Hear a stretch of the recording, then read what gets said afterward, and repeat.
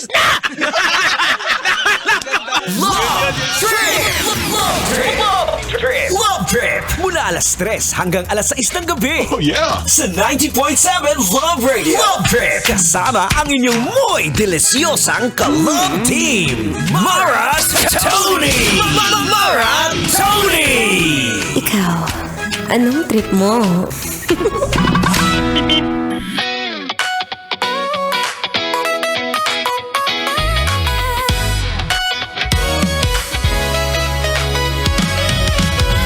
Alright! Bawal nang tatamad-tamad. Back to work na ang lahat. Kahit ano pa yung nararamdaman mo, be.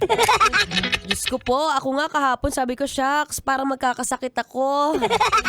Hindi ko na mawari kung dahil ba ito sa nararamdaman na ng katawan ko na tapos na ang bakasyon. O hindi naman kaya kung ano-ano mga kinakain, sinusubo. Kaya yun na nakitang lalamunan, pati ang ulo. Anyway, it's a happy Tuesday, Kabisyo. Yes, I'm back. Ako pa rin to. Ang babae! Ano na? Ang babae! Takbo ng takbo! Wow! Sa isip mo. Your daldalerang atleta, DJ Maratoni. Para sa programang na-miss ko to. Programang Love Trip.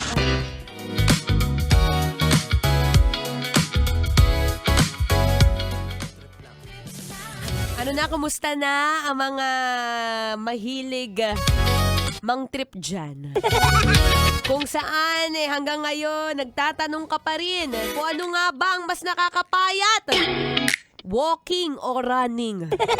Diyos ko, marami akong nakikitang ganyang mga post at nagme-message sa akin personally.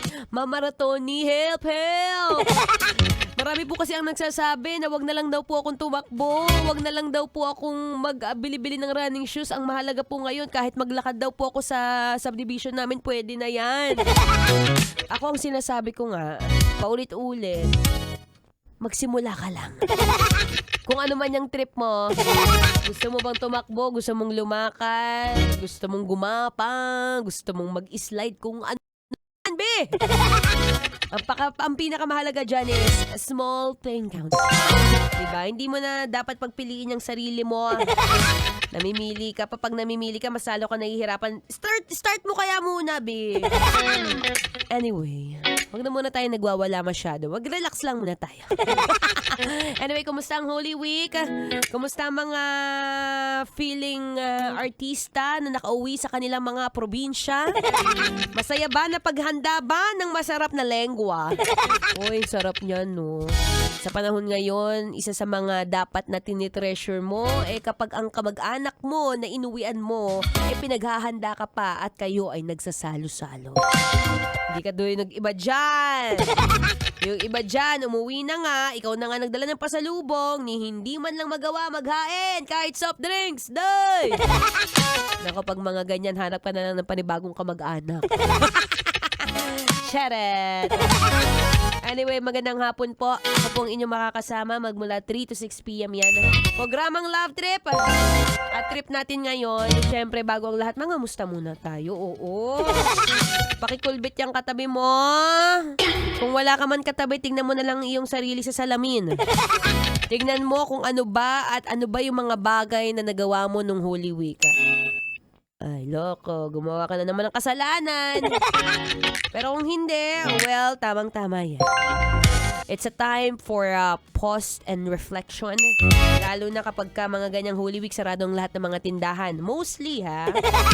So, nakakahiya naman sa'yo kung lalabas ka tapos kakatukin mo yung mall o magbukas kayo.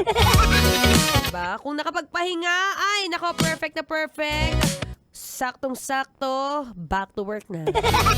Ganun talaga yun. Siyempre, kailangan, buhay ka at tandaan mo hanggat nabubuhay ka, humihinga ka. Hindi, hanggat nabubuhay ka, siyempre, may trabaho, may kanya-kanyang problema. Pero ang tatandaan, pag wala na problema, kabahan ka na. Kaya ayan, pakisabi sa katabi mo, magandang hapon, huwag masyadong mag-init, mainit ang panahon. Pero isa sa mga hindi nakakainit ang ulo ngayon na balita ko raw, nagbaba na. Nagbaba na ang presyo ng pamasahe sa bus. Kaya naman, thank you, Lord. Tuloy-tuloy ang pag-thank you kay Lord habang sumasayaw ka dyan, B. Ito na, favorite song mo, Anyway, here's another feel-good music. Ngayong feel-good Tuesday. Dito pa rin sa 90.7 Love Radio. Kailangan pa ba i-memorize yan? Basic! Metro's #1 Love Radio. Basic!